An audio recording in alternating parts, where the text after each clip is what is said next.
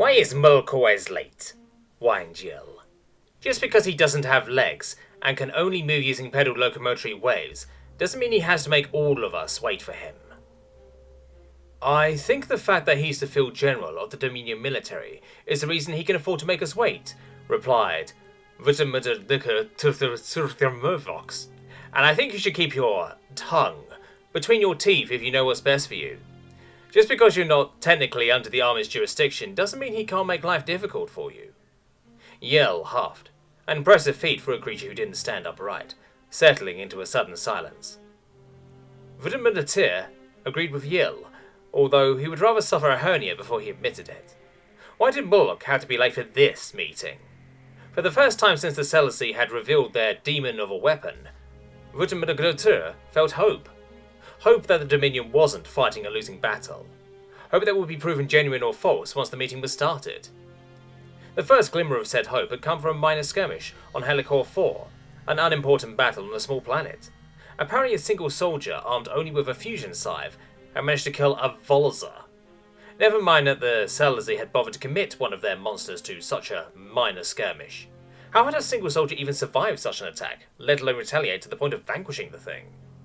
When the communications officer in charge first received the call from the commander of the 109th, he had assumed it was a joke, and a bad one at that. Once evidence had been provided, there was no denying that it had happened, although Viridity still did not truly understand how.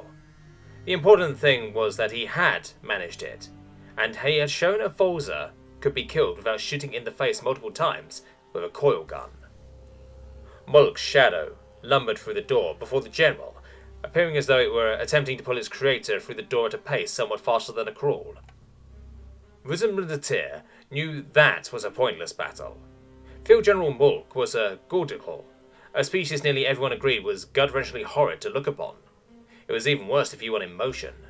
Somewhere down the evolutionary chain, a julekule had apparently decided he was too good for legs, cursing all future julekule to have the bodies of enormous slugs. But as Malik oozed through the door, Viridity didn't think he had ever seen anything so majestic. They could finally start the meeting. I apologize for my tardiness, but I refuse to relinquish lunch for anything short of my death. Looking at him, Viridity could easily believe it, although he worried the former would ultimately lead the latter in Malik's case. Once he had situated his bulk in the space clear for him at the head of the table, how would he have used a chair anyway? Malik motioned with an arm that seemed too small for his body. If you wouldn't mind, could you bring us up to date as to your team's most recent project? Rose from his chair, straightening his clothes self-importantly, a smug grin spreading across his face. Viridity didn't really like just like himself. He annoyed Viridity with his greater-than-thou attitude, and the belief that anyone who was not an engineer was not only beneath him in intelligence, but in worth as well. Viridity had to admit one thing though. Viridity was good at what he did. He was the lead engineer for any specialized weapons developments commissioned by the military. As such, nearly all of his projects were classified. Thank you, General. Viridity purred, somehow managing to appear even more pleased with himself. As most of you know, one standard cycle 6 months ago, during a pointless skirmish on Helicore 4, a lone soldier managed to slaughter a Volza with a mere fusion scythe. Obviously there was something different about him. Upon conducting a biomedical scan of the subject, we discovered that this soldier possesses a physiology quite unlike anything we've seen before. At least anything we've actually been able to strap onto a scanner without it killing everyone in the room. A holographic display in the center of the table came to life, displaying the scanner readout of a bipedal creature. Viridity couldn't be sure of the size, since it wasn't to scale, but he was unable to notice anything particularly odd about the creature. Truly, compared to hunters, this thing looked hilariously docile. Admittedly, Viridity didn't know how to read bioscanner outputs. Something had to be special about it though, because every scientist at the table made sounds of extreme surprise, bordering an outright shock. As anyone who can actually understand bioscanner readouts can see, this creature's incredible combat abilities come from an array of biological and even mental systems that have never before been seen. He is only one, though, and we do not know where he came from, making it impossible to enlist more of his kind into the military. He alone will not be able to staunch the tide of Volsa and turn this war into a victory for the Dominion. Therefore, we decided to use the information gained from him to attempt to replicate his fighting abilities into something our soldiers could use. There were many excellent ideas as to how to accomplish this, as well as several not so excellent ideas, one including the creation of giant robots to punch the Volsa into submission. Torrez chuckled, more to himself than anything, at such a ridiculous thought. We decided to focus on his skeletal system and his constituent musculature. His bones are a ceramic matrix composite with a hydroxyapatite, calcium phosphate, and an unknown protein base. We had once considered a similar material for the use in a new generation of combat harnesses, but ultimately discarded the idea due to the cost required to find the necessary raw materials to create enough for every single troop. This material, however, is significantly stronger than our previous attempt, more than justifying the increased cost which production will require. Using this incredible substance, we fabricated an exoskeletal harness upon which we affixed a weapon previously assumed to be impossible for personal use. The emitter on the table flashed, changing to an image Viridity instantly recognized, although he'd only ever seen them as a concept rather than an actuality. A personal plasma rifle. Before the invention of kinetic pulse weaponry, if one was able to think back that far, a plethora of weapons were used across the galaxy, although most relied upon a soft projectile mechanism. The allure of unlimited ammunition was too great for weapons engineers to resist. It wasn't long before the potential of plasma weaponry was re-examined. It made sense. Plasma rifles would be ridiculously overpowered for use as a personal weapon, but who would complain that their gun was too powerful? Even with compression technology as primitive as it was during that time, it was still efficient enough to the point that a single plasma clip would contain upwards of 10,000 shots, which, for all the most protracted battles, was an essentially unlimited number of rounds. Researchers had assumed creating such firearms would be easy, since plasma weapons were already widely used on any medium-class ship worth their salt. Upon its adaptation for personal use, however, they quickly encountered several insurmountable obstacles. First and foremost was the recoil. Plasma weaponry required a magnetic coil to propel the shot from the compressor, which created the recoil effect on par with a coil gun. Such powerful weapons were only ever seen on vehicles, turrets, and smaller ships, for a reason. Backlash of such magnitude would turn any unfortunate enough to be holding the weapon upon its discharge into a conglomeration of bloody scraps. Unless the militaries of the future would be handling their soldiers overcomplicated forms of execution, the recoil would need to be solved. The other major problem was the heat. Discharged plasma was hot. Although the combat harnesses could protect from such temperatures for a short time, they would only do so for about 20 shots. Ways in which to fix plasma weaponry so as to avoid killing its users was never found, for soon after the first prototype had been created, kinetic pulse technology was invented. Using no moving parts, sufficient albeit weaker damage output than that of a plasma weapon, and firing a pulse composed completely on energy, resulting in a truly unlimited number of shots, kinetic pulse weapons were obviously the better choice, and plasma weapons for personal use were completely abandoned. Until now.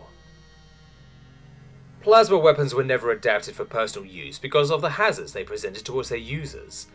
They, unfortunately, conveyed the greatest amount of damage for their size, which is essential if they are to be used as an anti-Volsa countermeasure. With the advancements in today's technology, however, we have managed to reduce the amount of heat discharge to an acceptable level. At least it won't melt anyone standing within 2 boards, 1 meter. As for the recoil, the strength supplied by the exoskeletal harness is so immense that it easily holds up to the destructive backlash. We could probably mount a Mark III coil gun turret on the thing and it wouldn't break.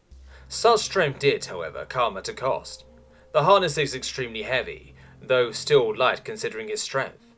Any normal soldier who attempted to move in one unassisted wouldn't be able to lift a finger. To fix that, we installed a muscular system comprised of the most advanced electroactive polymers, biomimetically engineered against the creature's own skeletal muscle system. Such advanced systems are, of course, quite expensive. I advise that only 1 soldier in each squad be supplied with one. Even so, the advantage such harnesses convey is undeniably necessary. Not only will a soldier equipped with one be able to kill a Volsa from a short range, they will be impervious to kinetic pulse fire. Coil guns will still be a problem, but that still makes the harness nearly equivalent to a tank. Questions? Torrez finished in a rush, breathing hard in his excitement. Matter knew he should just be as excited, but instead felt a sense of anticlimax. It seemed too simple. He had actually liked the giant robot idea, although he could see why this was obviously the better choice.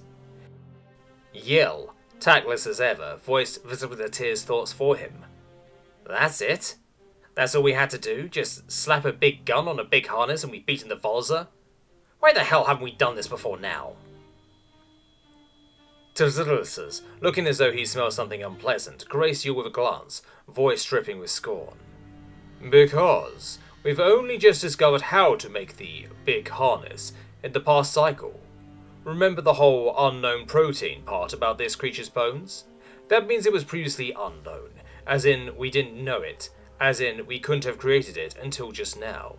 That material is the only reason the harness is able to avoid being completely annihilated by the recoil of the plasma rifle. Any of our previous materials would have either been too weak or too heavy. He finished at a half. Now, are there any more questions that do not insult my intelligence? No, Torrez, Malik replied hurriedly, before Yrrol could ask another. On behalf of the Dominion, I would like to thank you and your team for your incredible efforts. You are dismissed. Once Torrez and his ilk had left the room, only the military personnel and Yrrol remained. As loath as Matter was to admit it, the Dominion needed Yrrol, perhaps even more so than Torrez. It had only been through Yrrol's prodigious efforts that the military had been successful in the cover-up, which was the war with the Celsi Alliance.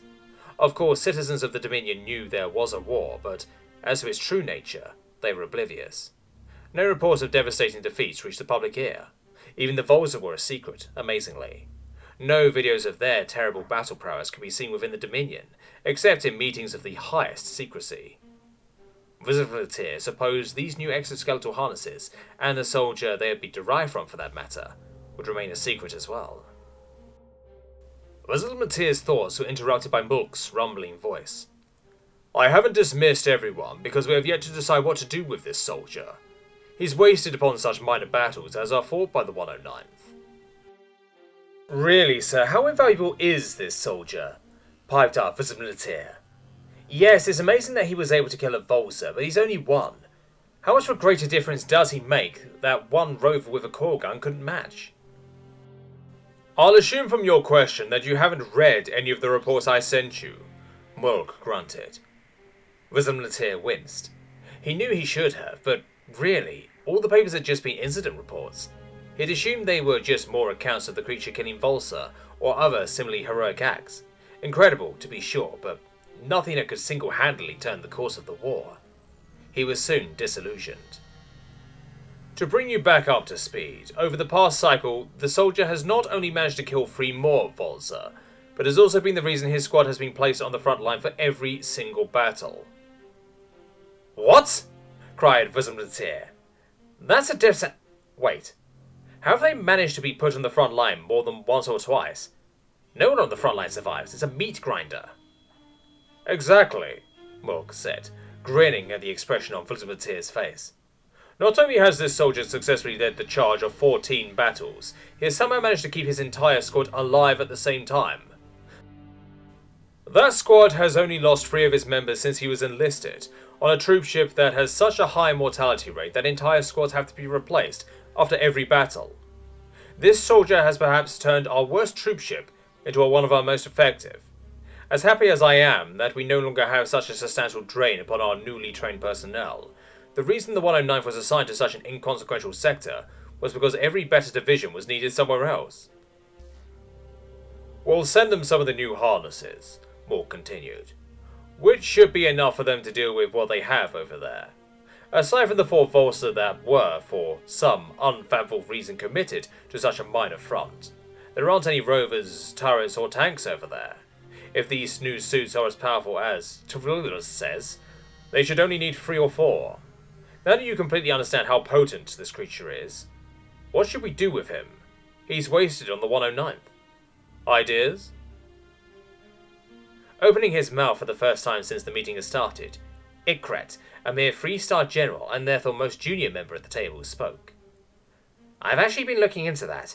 It turns out that the squad, Human, that's the soldier's name, was already one of the most veteran squads of the 109th.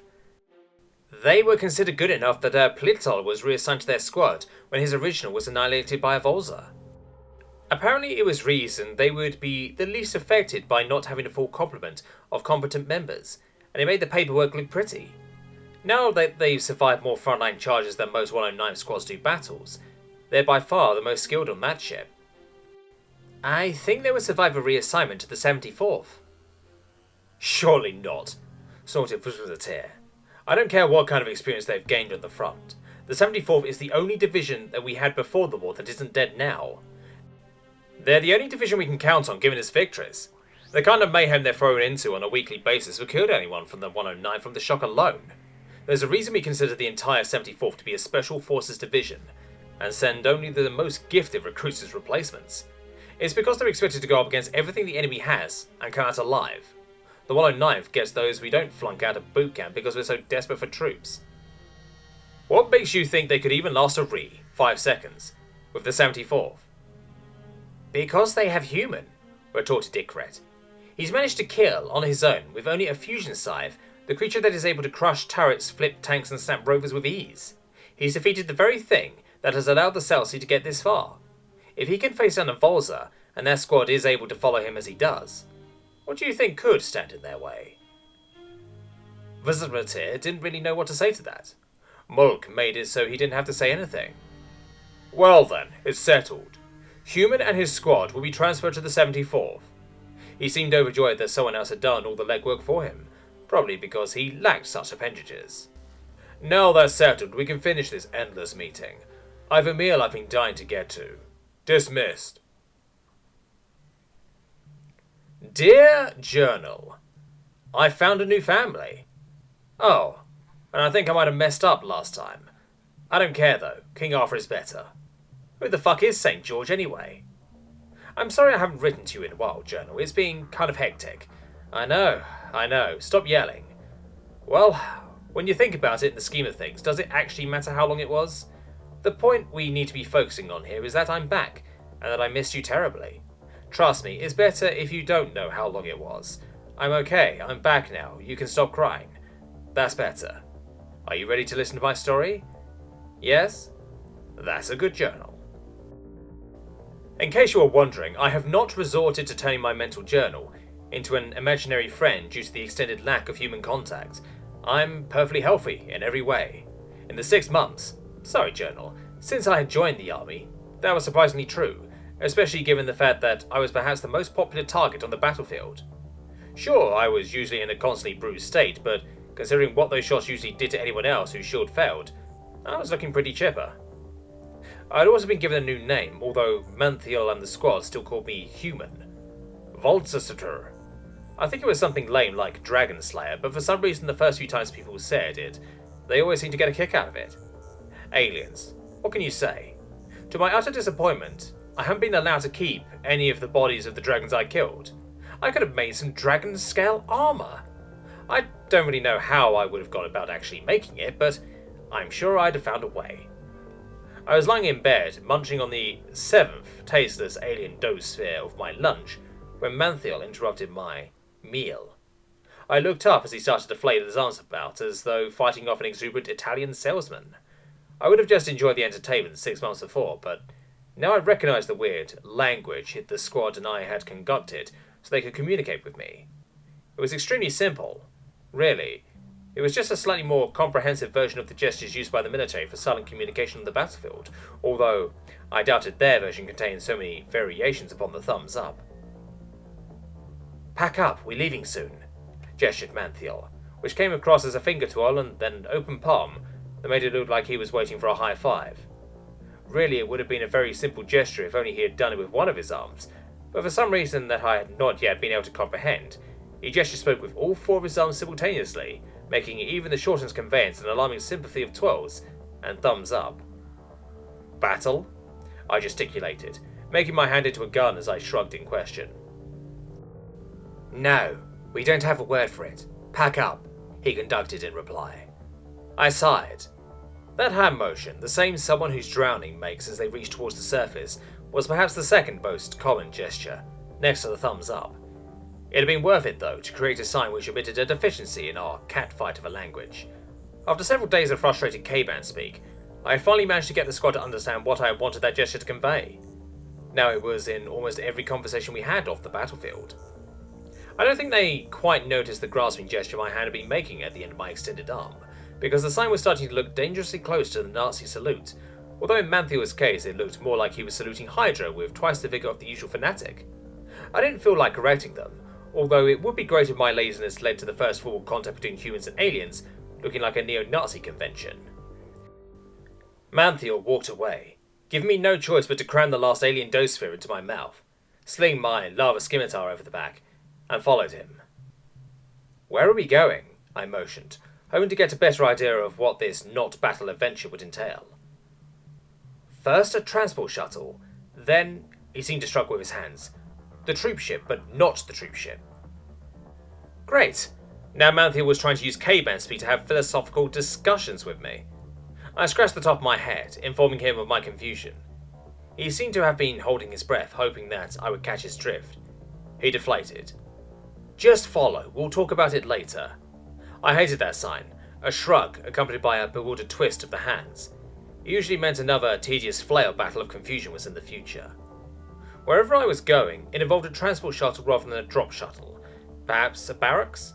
Maybe that's what he had meant by a troop ship, but not a troop ship. I guess I figured it out soon enough. What are they thinking? Burst Kresh, for the 7th time since the shuttle had started the 2 Richter, 3-week trek, required to take them from what had become one of the safest divisions and into the most dangerous one by far. We can't survive in the 74th. Sure, humans basically invincible, but we aren't. We don't have the kind of training those guys do. Keep your trap shut, Kresh, growled Tuxel. If Command thinks we can survive up there, then we will. They wouldn't throw away good men, not with the reserves in the state they are. What if we're not being transferred to fight? Asked Manthiel into the following silence.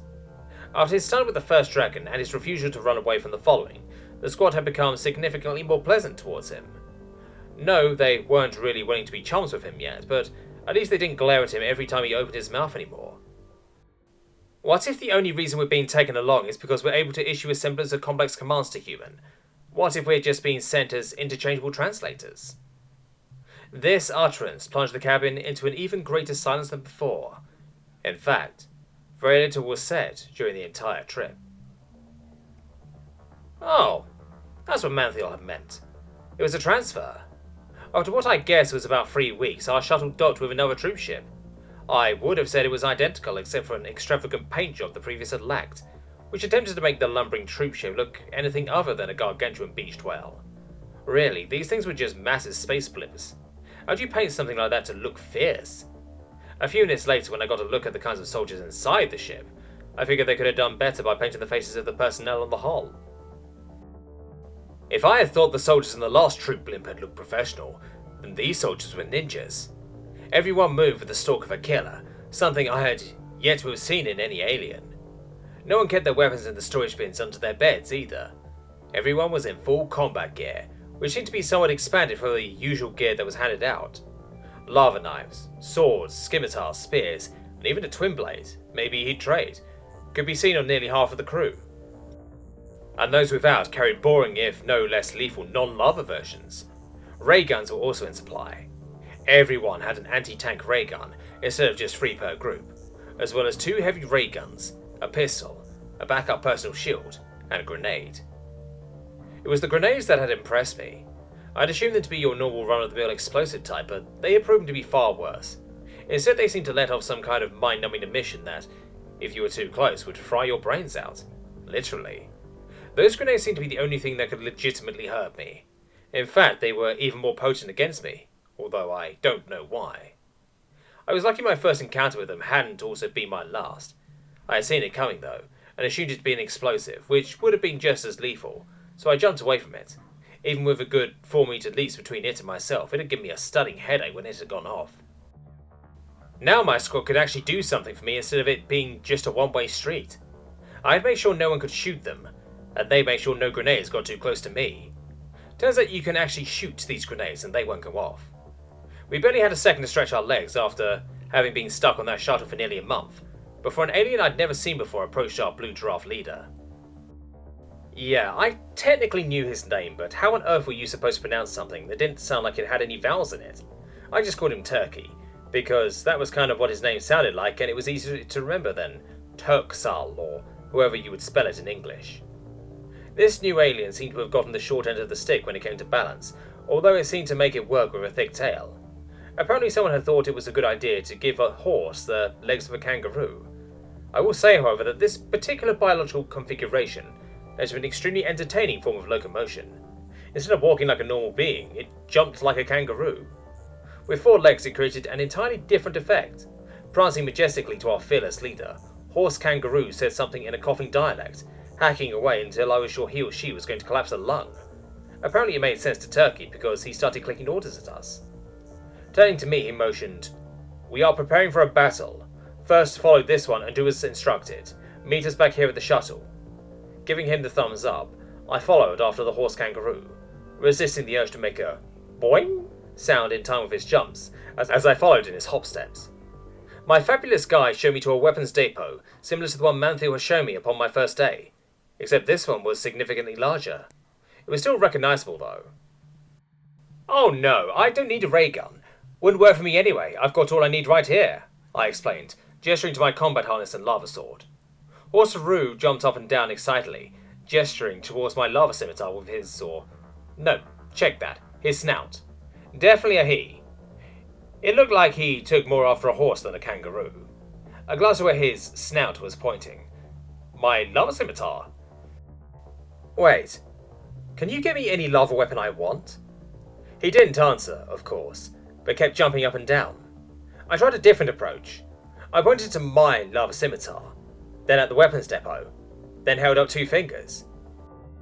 Horseroo cavorted gloriously to a console near the depot, sitting on his hind legs like a kangaroo, except with another pair of legs rather than arms. He somehow used his ungainly appendages to hit several buttons on the console, bringing it to life. It was much more interesting to watch this time though, since it fabricated my new weapon right in front of me. I watched as the alien 3D printer gave me a new sword in a matter of minutes. As I watched, I began to consider all of the wonderful possibilities this machine could provide, if I discovered how to use it. That would be for a later time, however. The machine presented me with my new weapon, sheath and all.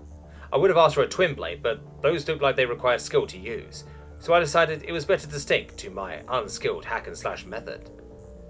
Newly armed, I was escorted back to the shuttle by my guide with magnificent leaps. The rest of the squad were waiting. They too had been newly outfitted, each armed to the teeth. "Follow us to the dropship," Turkey gesticulated.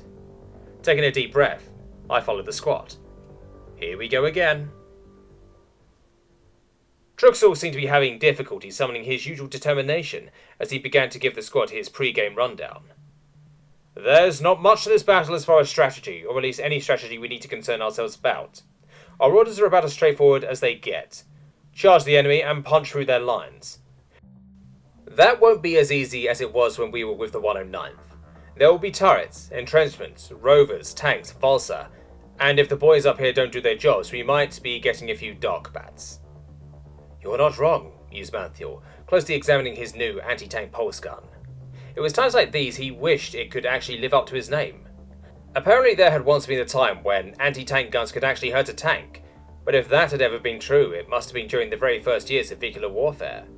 Now you might as well hit the tank with your fists as shoot it with an anti-tank gun. Except for a fusion weapon, no handheld weapon could harm a modern tank, or even one of the lightly armoured rovers, although it could probably put a dent in those. Manthiel didn't know how they had been used in the past, but these days, they were the fastest way to shut down someone's personal shield, as long as you had the stamina to hold the behemoth thing. Truxell wasn't done yet, although Manthiel had almost stopped listening. "Because of all the coil guns and artillery pulse fire down there, we won't be able to use our usual charge tactic." Shame that, it had been such a comfort. When they had realised that Human couldn't be seriously hurt by heavy pulse fire, they had let him lead the charge, the rest of the squad following in a single file line, attempting to cower in the wake of pulse-free space Human created, as they ran the normally fatal distance towards the enemy encampment. It wouldn't help them now. Manthiel doubted Human could survive the explosion from a coil gun blast. After all, those were the only things that had been able to kill a Vulsa before Human had showed up. "Remember your training, and stick together." Truxell seemed to want to say more, but in the end, decided to leave it at that, pausing a moment to give Kuhlman that odd hand gesture before sitting down. The outer bay doors opened, and opened more into space, and began spitting out waves upon waves of dropships towards a small tropical planet below.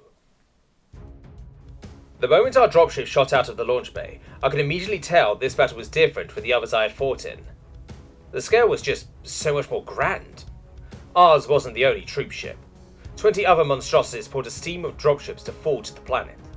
The armada accompanying the troop ships was larger than I'd ever seen. Before, it had always been our one troop ship, supported by 2 or 3 cruisers. In this battle, cruisers with the little dogs. Behemoths I could only assume were battleships launched plasma bolts several times larger than our dropship at each other, which were somehow deflected by powerful shields. Carriers spewed endless rows of energy from their turrets, attempting to destroy the small fighters that bit at their sides. Weaving in between the mayhem cruisers and destroyers chased each other, firing furious barrages of pulses and explosive projectiles alike, battering each other's shields or blooding the flanks of battleships. Even as I watched, an enemy cruiser got too close to a battleship. A port cannon charged and fired a bolt of plasma the size of a 747. It slammed into the cruiser with a terrible force, cracking the hull with the power of its impact. The heat of the plasma cutting the ship completely in two. With the appearance of the dropships, the enemy fighters refocused their attention, abandoning the troop ships and carriers, determined to make sure that not one of us reached the ground. That's when I noticed the addition our dropship had that the others I had been in before had lacked: a turret. Kresh, one of the heavies, was in the gunner seat, and soon our hull reverberated as the whump of heavy weapons fire emanated from a massive turret on our roof. Kresh, it seemed, had deadly aim in space as well as on the ground. I counted no less than 5 enemy fighters fall to the precision marksmanship of our veteran heavy, an impressive number considering the speed with which the nimble fighters dodged the majority of death that was flung their way. As impressive as Kresh's aim had been, it had no effect on the number of enemy fighters who numbered in the hundreds. That's when our fighters entered the fray.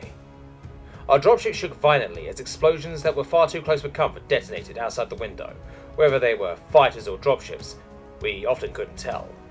A stray shot from a battleship flew into the midst of the minnow fight that was the dropship convoy, destroying everything in its wake, leaving a stream of small explosions until it smashed against the hull of a troopship. The troopship was made to take a beating, even on that magnitude, and its shields held. When our dropship miraculously hit the atmosphere, the roar of the ship entering the stratosphere was drowned out by the chaos around us. While the cruisers and destroyers couldn't follow us down to the planet, the fighters weren't about to let a little air stop them. They harried the convoy's flanks all the way to the surface, only breaking off when the turrets from dropships that had already landed were able to shoot them from the ground. Our dropship had been towards the end of the convoy, and many had already disembarked upon the battlefield before us. If anything, the chaos of the ground topped that above. It was like nothing I'd ever seen. First of all, there were vehicles. There were a lot of vehicles. Quick, nimble hovercrafts toting 2 massive guns, one on each side, zipped about the battlefield, chasing each other and squadrons of men who were foolish enough to engage one in a formation. Their massive weapons discharged shots a ghastly shade of red, which exploded wherever they hit, causing colossal gouts of dirt and earth, and anything else that happened to be in its way, to erupt as though from a geyser.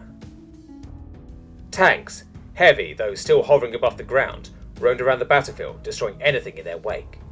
Bristling with weapons, they launched volley after volley of devastating fire into anything nearby, sending anything without the armor of a dragon into the void. Actually, dragons were included in the mix as well, and there were quite a few of those. Entire clutches, herd, crabload, flood, fuckton, roamed about the battlefield, killing indiscriminately among the troops, although I guess the majority of the ones they killed were ours. A particular group I saw were interrupted in their hunting by an equally angry herd of tanks. The ensuing fight was a sight to remember. The lead tank drew a bead upon one of the dragons with his main cannon, announcing it and his brother's presence by engulfing the unfortunate lizard in an explosion of fire and gristle. The drakes immediately disengaged with the soldiers they had been massacring, leaping at the tanks.